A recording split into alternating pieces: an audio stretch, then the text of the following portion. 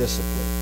Several years ago, there were a couple of scholars that came up with the idea that they could predict whether or not a 5 or 6 year old child would be delinquent or not by 5 aspects of home life. And so the New York City Youth Board decided to put that to the test to see if what they said was true. Now they described delinquent as someone who between the ages of 7 and 16 would commit an act that if an adult committed that act, it would be considered a crime. And so they got some social workers and they put together a study of 301 boys, ages 5 and 6, first graders. And they studied these 5 aspects of home life. And based on that, the studies of those home life, they predicted the boys that would be delinquent and the boys that would be non-delinquent. And they followed the destinies of those boys for 10 years. And the results were this. First of all, of the 33 that were predicted to be delinquent, 28% were, 85% accuracy. Of the 243 predicted non-delinquent, 236 were non-delinquent, 97% accuracy. Ladies and gentlemen, brothers and sisters, it is cruel and shameful beyond belief that we can tell if a boy is going to be delinquent or not based on a home life over which he has little or no control. That is a shame indeed. Now, the first aspect they studied, and I don't remember now what the other 4 were, but the first aspect they studied was discipline. And that's what we're going to talk about today. And of course, any time that you want to talk about something that will help us live in this life, you've got to go to Scripture. We're going to talk about biblical discipline. And what the Bible says on any subject in regard to our life here on earth should be of the utmost of importance to us. And we need to also understand that when the Bible talks about discipline, it's not just talking about punishment. I think we've aligned the word discipline with punishment. There's so much more to discipline than punishment. Somebody has said that discipline isn't what you do to a child, it's what you do for a child. Actually, the word discipline comes from the same root word as disciple. Therefore, discipline has to do with training and instruction as well as correction or punishment. And of course, all correction doesn't have to be punishment. But discipline has to do with training and with instruction as well as correction. Now, I put a list of scriptures on your outline there, and I'm not going to take the time for us to open our Bibles and look at them, but I'm going to put them on the screen and read them quickly, and then hopefully you'll take this home with you, and then you can study the scriptures later. But first of all, scriptures about discipline. Poverty and shame will come to him who neglects discipline, but he who regards reproof will be honored. Proverbs 13 and 18. Those who love their children care enough to discipline them. Proverbs 13 and 24. Or as simply said, spare the rod and spoil the child. Only a fool despises a parent's discipline.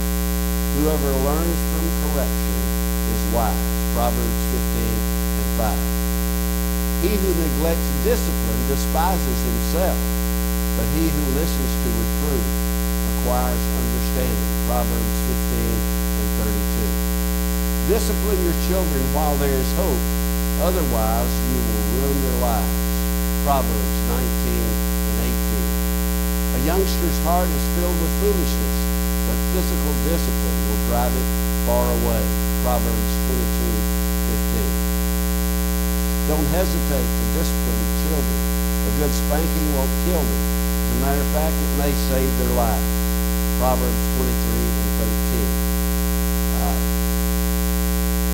Guys, that's in the Bible. Okay? A good spanking won't kill you. It may save your life. Discipline your son, and he will give you happiness and peace of mind.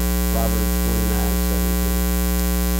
For those whom the Lord loves, he disciplines, and he scourges every son whom he receives. Hebrews 12:6. And then, not only discipline is referred to, but instruction as well.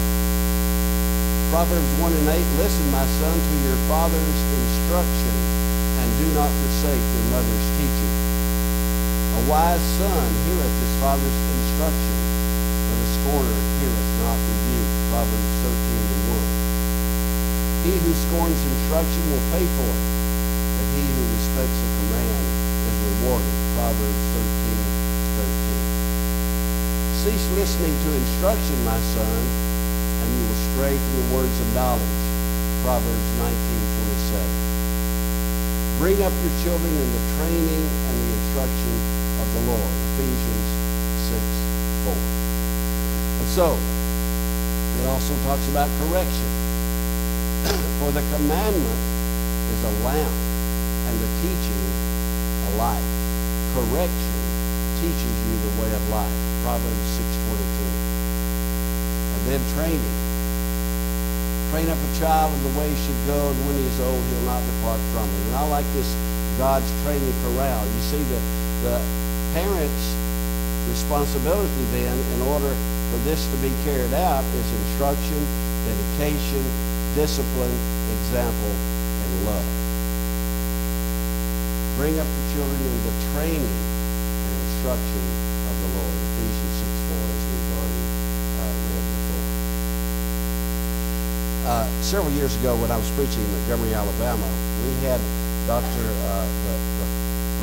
Faulkner marriage seminar there. And I was thinking, boy, it'd be great if we had a parenting seminar, and I wonder if those guys do that as well. So I called Dr. Faulkner up, and he said, no, we don't do a parenting seminar, but Dr. King has been talking about doing one. You might call him. So I did. And he said, yeah, he and his wife had been talking about doing it together because Paul was going to be writing a book. And so he said, if you don't mind us trying out this parenting seminar that we're thinking about, we'd be glad to do it. And so they came, he and his wife, and I think her name was Sandy, but they came and did a terrific job. But evidently what Dr. Faulkner was writing was this book, Achieving Success Without Failing Your Family. It's a great book, and if you haven't had a chance to read it, you should. But he follows 30 different families and talks about how that they took care of training their children and what the results were. But in that book, he said there are three kinds of parents. First of all, there are permissive parents. These are the parents who generally accept their children's actions and just say that's who they are. Whatever impulse or action, they figure that's natural. That's who they are. That's their personality. So let them do it. And so these parents are not likely to hold their children to any kind of responsibility. They won't make them do chores or anything like that. They don't even require orderly behavior because, after all, that's who they are. That's the way they act. And so this parent is certainly not an active agent in shaping the behavior of the present or the future in their child. They never use overt power to get a child to act in a certain way. But Dr. Faulkner says, actually, these permissive parents actually are neglectful parents. Because they don't have rules, they don't have boundaries, they don't have guidance and instruction, they are actually neglecting their children. But then he talks about authoritarian parents. Now, these certainly do try to shape and control their children, but in accordance with absolute standards, without permitting any give and take. The authoritarian parent is going to demand that the child submit to the rules simply because the rules are there. They are the ones who say, you do it because I said do it. right? We're familiar with that. And so the authoritarian parents give no opportunity for reasonable discussion with the children. They're big on rules, but unfortunately the rules are usually harsh, demanding, and arbitrary. But then there are authoritative parents. Authoritative parents are different from authoritarian parents. Authoritative parents direct the children's activities, but they do it in a rational manner. They have rules, they have regulations, but it's determined by reason, and they don't overlook the children's limitations. They encourage the children to discuss the why of all the policies and procedures and rules and the parameters of the home. They set standards and show the children why they have to do it that way. And so there's some give and take there. The authoritative parent uses reason, but he does not shun to use power as well, if he has to, if he needs to. Now, Dr. Faulkner listed a fourth, and actually he called it trusting parents, but the only difference between, in his definition, between a trusting parent and authoritative parent was that the trusting parent has fewer rules and a little bit more broad boundaries. So other than that, they're both about the same. So really, I just think that's one category in my own understanding. But children from authoritative parents, trusted parents, they usually result in secure, independent, socially productive young people. But from the permissive home and the authoritarian home, they're more likely to lead in adolescents and young adults insecurity and aimlessness, not knowing what life is going to hold. And Dr. Faulkner says that the very worst style is the permissive home, because there are no boundaries and there are no rules, and that's where children get their security. A research, that's not the word I'm looking for, what they did was they took some children and they put them in a yard.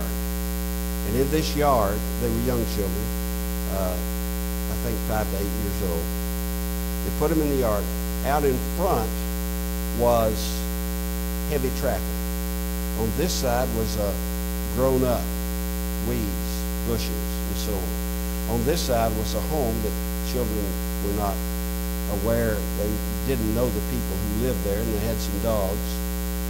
And so they told them to go out in the yard and play. So when they went out to the yard, they all gathered up together right in the center of the yard and played together just in a huddle. But they took them to a very similar situation with all those outside parameters, but they put a fence around the yard. Then they told them to go out in the yard and play. Then they were spread out all over the yard, even playing up close to the fence. They felt secure because this fence was around them.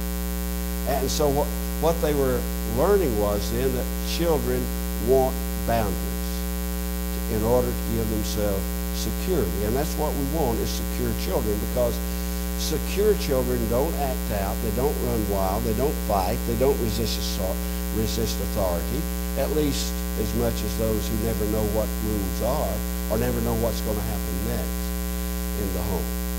So what we're saying here is that parenting takes training. In the Bible, in the Old Testament and the New Testament, parenting was not just the responsibility of the mother, but also of the father. And it seems like in America we've got that all turned around. It's always the mother who takes over and helps the children in their spiritual development. It's the mother who teaches them about the ways of God. It's the mother who takes them to church.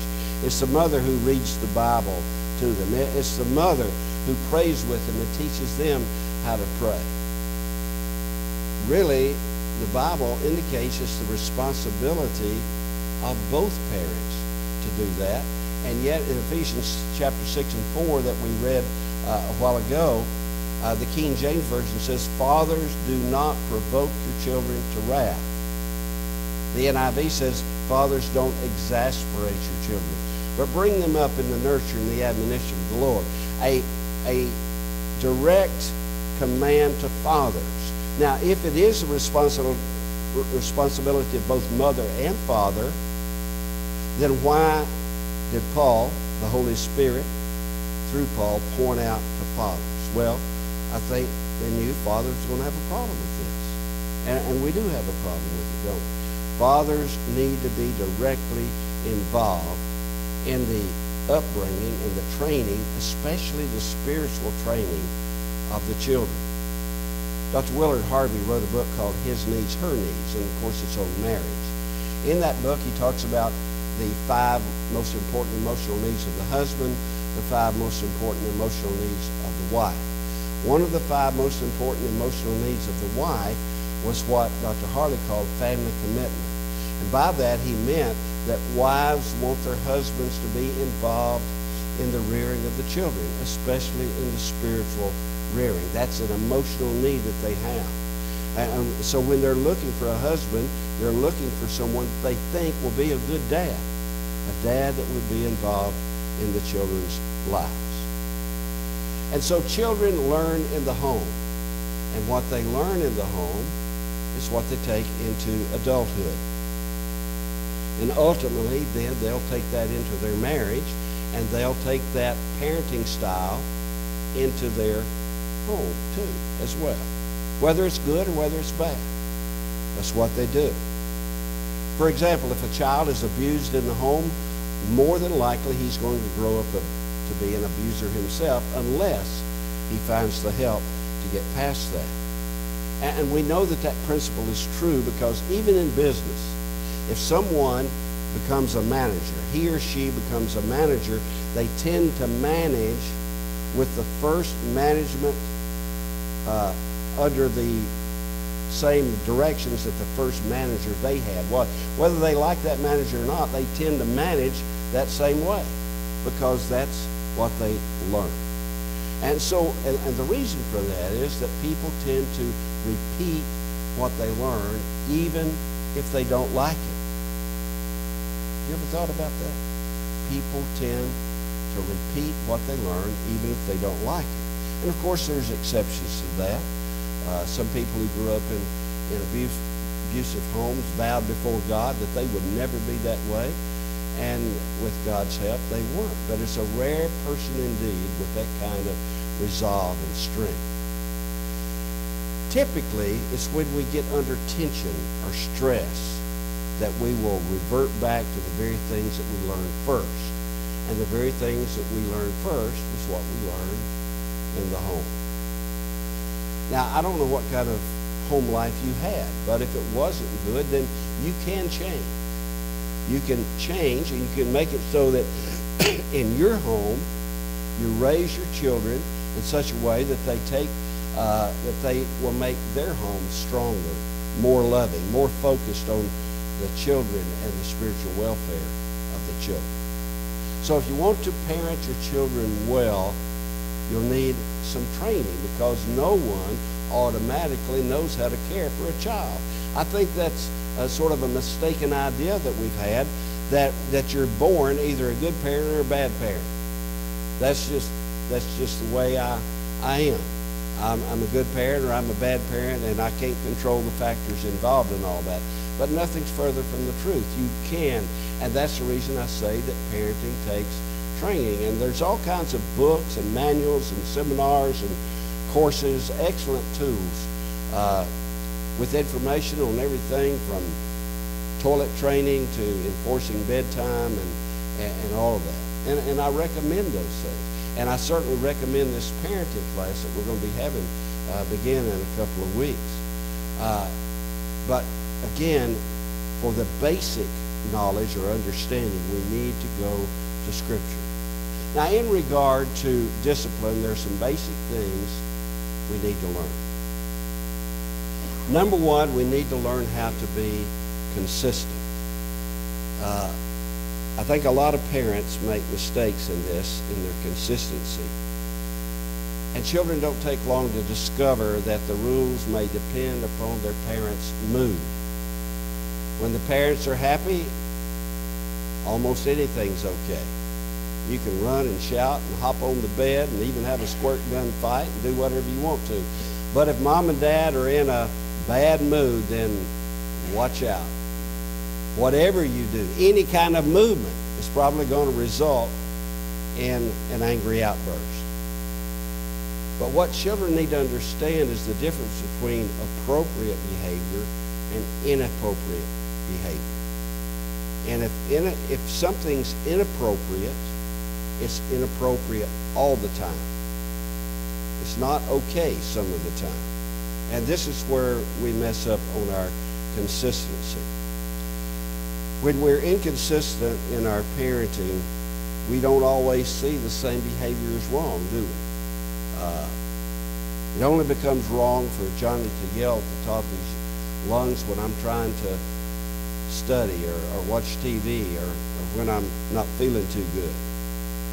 Parents, you don't want that to occur in your home. You need to make rules, stick by those rules, no matter how you feel about it at the time. And that's what love is. Scott talked about that earlier. Love is not a feeling. Love is an action. And so you love somebody, you do what's right by somebody, no matter how you feel about it at the time. And so it's the same way with discipline. Discipline your children consistently. If it's wrong for Johnny to yell and run through the house and hop on the bed, then it's always wrong for him to do that. I saw a cartoon one time and showed this fella standing at the bottom of some stairs, and the way the drawing was, you could tell there was a din of noise coming from upstairs. And the father yells, "For the last time, I'm telling you, for the last time." That is inconsistent parenting. If you say this is the last time, it ought to be the last time, and to let them suffer the consequences of not obeying. So what we're talking about here is behavior modification. Children learn what is positively rewarded and negatively rewarded. Positive reinforcement says, I did something and what I did felt good, I think I'll do it again. Negative reinforcement says, whatever I did, the result was bad, I don't think I'll do it again. So they learn both ways. If I grab an electric wire and I get shocked, and I remember doing that when I was a boy, I reached inside a radio while it was still on, and it knocked me off my stool, and I didn't ever do that again. That is called negative reinforcement. But if you ate a sundae, you got chocolate, vanilla, and strawberry all in there, and hot fudge just dripping over it, and some nuts sprinkled, maybe some pineapple and some strawberry topping, whipped cream, and a cherry. It tastes good. Whatever I did to get that, I'm going to do it again. And I know this is cruel because it's getting lunchtime here, and y'all are thinking about that Sunday. Children learn by your consistent or inconsistent behavior. If they do something and it's rewarded, then they'll repeat it, even if what they're doing is bad. When I was a teenager, I had a job at church. We didn't have a foyer like that. Outside the auditorium was just a hallway. And so what we did is as soon as the final prayer was said, we opened the doors and people gathered and talked out on the sidewalk. So my job was, and I rotated with some of the other teenage boys, as soon as that final prayer was said, I would go open the doors, prop them open, and so the people could come out. 3 or 4 weeks before I did it this particular time, one of the boys who had been a young child, I don't know, 3 or 4, 5 years old, I don't remember, but he began to cry. He never had cried before, but he'd cry, and he just kept on crying. Finally, his father got up and took him out. The next week, he started crying again. Couldn't console him, so his father got up and took him out. This happened 3 or 4 times. On this particular day, he had taken his son out. When I opened the doors, I looked out, and here comes the father from the drugstore down on the corner, and that little boy's got an ice cream cone. All I have to do to get an ice cream cone is cry in church. He's going to keep on crying in church as long as he gets an ice cream cone. They have rewarded behavior that's not good, inappropriate behavior. They've rewarded it. Now, my boys, they only cried or made noise in church one time. They didn't ever do it anymore after that. They got a different kind of reward.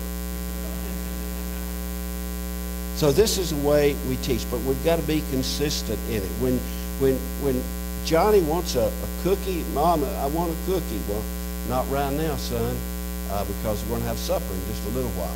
Oh, but I'm hungry now. Could I go ahead and get a cookie? No, son, you can't have one now. Oh, but Mama, please, please, please, give me a cookie. Well, all right. Don't we do that sometimes?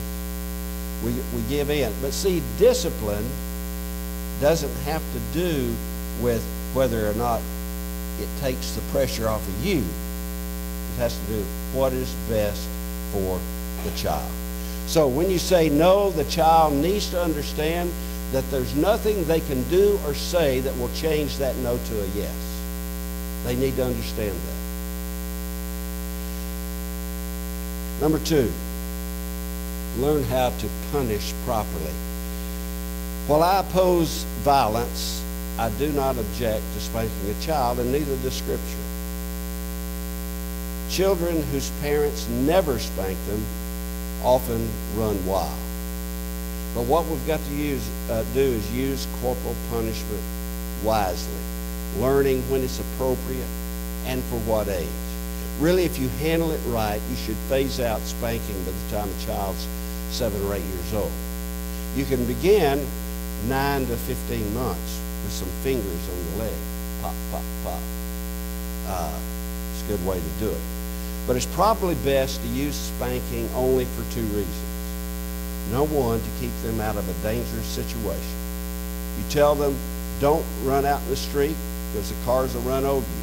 And they run right to the street. That's a good time for a spank. You want to get their attention that this is dangerous. You care about them. You love them. You don't want them hurt. The other is just outright rebellion. If something is done that's not good and it's not out of a rebellious act, then use other methods like withholding favors, withholding TV time or a toy or something else. And a real good one is time out. The appropriate time for time out, when I was growing up, Mama called it standing in the corner, but that was time out. About 1 minute for each year of age is a good measure for time out. I remember a golfing friend of mine was telling me about his grandson. He was always getting into trouble, and they had found out the best way to punish him was time out. It didn't seem to faze him when they took things away. So they put him in the corner, made him stand in the corner. And so his mother had told him, look, whenever you disobey or whenever you do something you're not supposed to do, then you're going to stand in the corner. So one day he's put in the corner, and after just a few minutes he said, Mama, she said, no, it's not time to come out yet. He said, no, I wasn't talking about that. It just looks like I'm going to be here a lot. Would you get me a recliner? You can see probably why he was having to stand in the corner.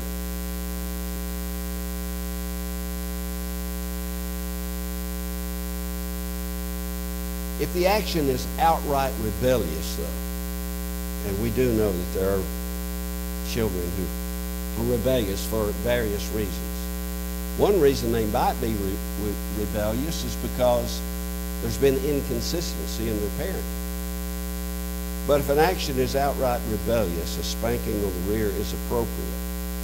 But it cannot be anything physically damaging. We want to do this for their training and not to their detriment physically or emotionally. And we can't spank them accompanied with yelling and screaming and hollering, because even though we might not harm them physically with a spanking, we can harm them emotionally that way. corporal punishment should never be anything violent like hard hitting or slapping in the face or screaming and yelling. What that does is it teaches the children violence. And so it should never involve any of those things. Don't forget, the most effective method of discipline for most cases is the reward system. They get rewarded. Now don't take that to extreme where it becomes a bribe and the child grows up expecting that every good behavior is going to bring some compensation. I think maybe that may be one reason we have such an entitlement mentality in our society today anyway. We don't want them growing up with an entitlement mentality. But wisely carried out, this method can change behavior. Also remember, the goal in punishment should be the child's training and not just your peace and quiet. Number 3, learn how to reach agreement with your spouse. The welfare of children, I think, rests more on parental unity than all the other child-rearing expertise you may have come up with. Husband and wife need to agree on how it goes. If one parent overrides the other, let's say the father overrides, they go to the mother and want something and she says no, and so then they go to the father and he overrides her and lets them have it, then what that is going to do is rob them of their respect for their mother, basically. So you've got to come to decide with your spouse what you want to accomplish in that discipline. It's very important that you agree on a style consistent with your value system and that you support each other in these disciplining measures.